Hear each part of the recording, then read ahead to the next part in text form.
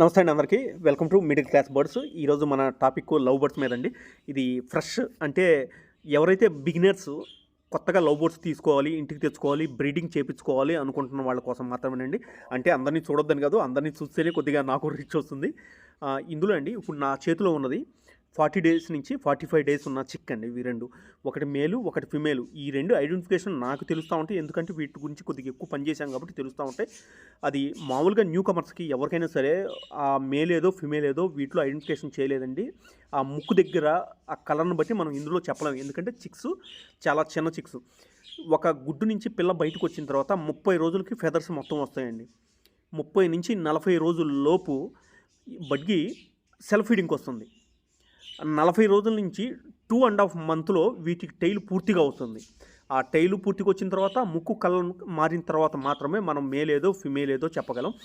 ఈ 40 days 45 days chicks తెచ్చుకొని మనం 3 మంత్స్ మేపటం కంటే ఏదైనా సరే మనం బడ్గి తీసుకున్నప్పుడు అది 4-6 మంత్స్ ఆ ఏజ్లో ఉన్న బడ్గీస్ని తీసుకుంటే మనం తొందరగా వాటిని బ్రీడింగ్ చేయించుకోగలం.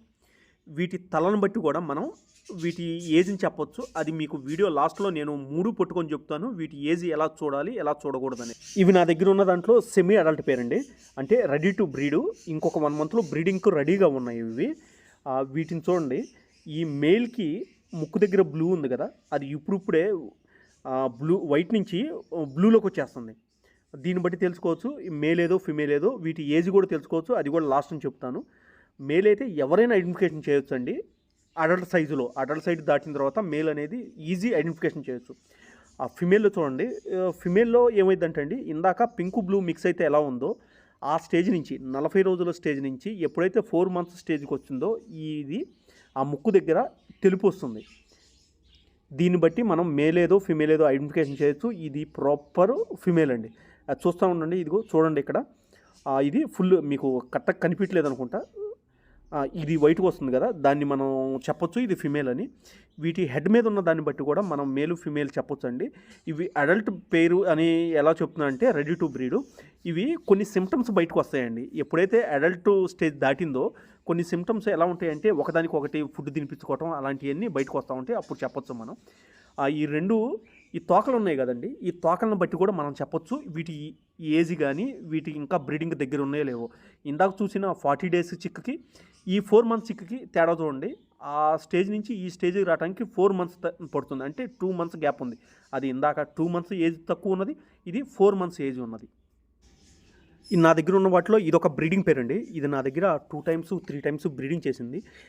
ఎవరైనా సరే ఒకసారి బ్రీడింగ్ అయిపోయింది అంటే ఈజీగా బడ్గీస్లో చెప్పొచ్చు మేల్ ఏదో ఫిమేల్ ఏదో. వాటి సిమ్టమ్స్ బట్టి కానీ వాటి ముక్కు దగ్గర ఉన్న దాన్ని బట్టి కానీ అర్థమైంది. నా దగ్గర లెఫ్ట్ సైడ్ ఉంది మేల్ అండి, రైట్ సైడ్ ఉంది ఫిమేలు. దాన్ని చూపిస్తాను, దాని ముక్కు దగ్గర ఎలా ఉందనేది.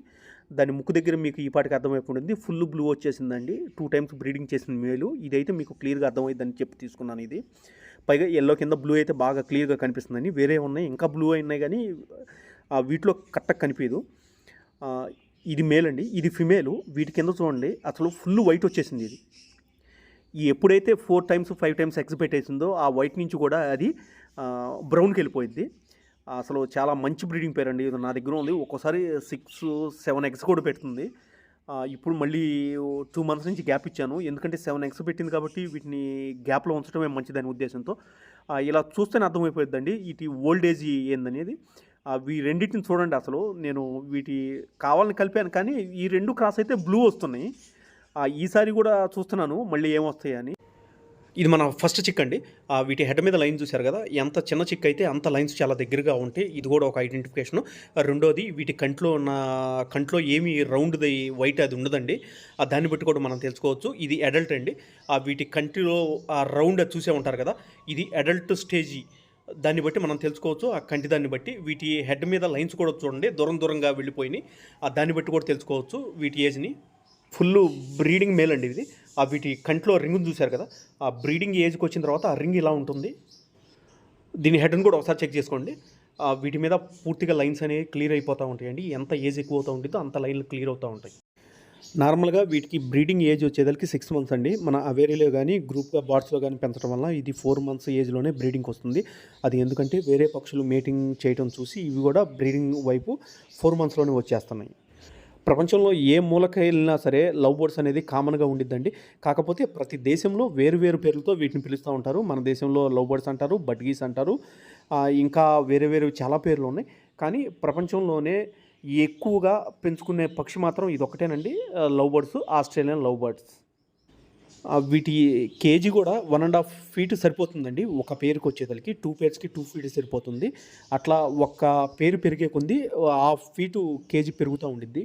ఇవి నిజంగా చెప్పాలంటే ఈ లవ్ బర్డ్స్‌ని పెంచుకోవడం వల్ల నష్టం అంటూ ఏముండదండి. ప్రపంచంలో ఏ పక్షిని పెంచుకోవడం వల్ల నష్టం అంటూ ఏముండదు.